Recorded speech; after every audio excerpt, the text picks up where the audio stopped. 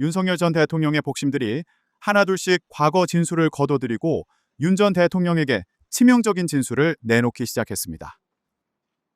윤 전 대통령의 각종 범죄 혐의에 대해 끝까지 부인하거나 기억나지 않는다고 주장해온 측근들이 입을 열기 시작하면서 특검 수사도 덩달아 급물살을 타는 형국입니다.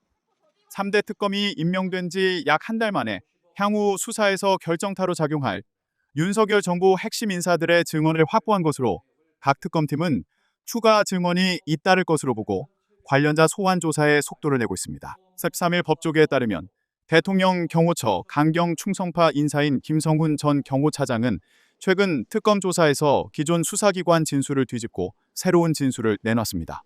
그는 줄곧 윤 전 대통령의 체포저지 관련 혐의를 부인했지만 윤 전 대통령 측 변호인단이 참여하지 않은 특검 조사에선 윤 전 대통령의 범행을 인정하는 취지로 진술을 번복한 것입니다.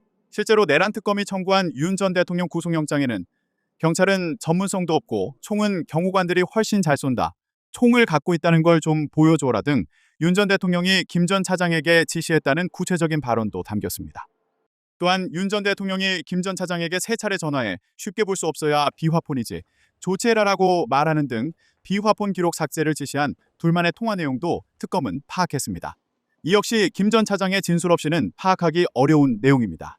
윤석열 대통령실의 실세 참모이자 외교안보 정책을 주도한 김태효 전 국가안보실 1차장도 최근 순직해병 특검 조사에서 VIP 경로설을 직접 목격했다고 처음으로 진술했습니다.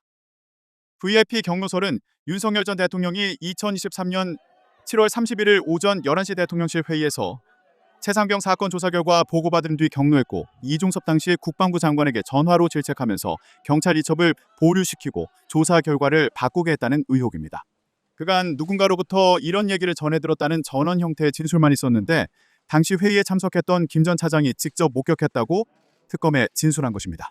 김 전 차장은 윤 전 대통령이 임기훈 전 대통령실 국방비서관으로부터 한 장짜리 최상병 사망 사고 보고를 받았고 직후 언성을 높이며 화를 냈다는 취지로 특검에 진술한 것으로 파악됐습니다.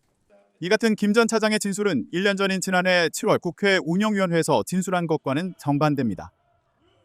윤 전 대통령은 한때 복심이었던 이들이 자신에 대해 불리한 증언을 특검에 쏟아내기 시작하자 당혹한 모습입니다.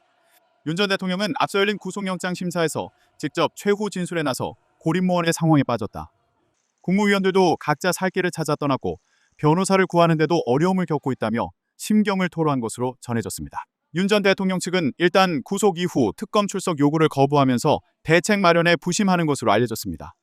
반면 각 특검팀은 최근 확보한 윤 전 대통령 복심들의 새 진술을 향후 수사의 동력으로 삼고 추가 증언 가능성을 염두에 두며 수사에 속도를 낸다는 방침입니다.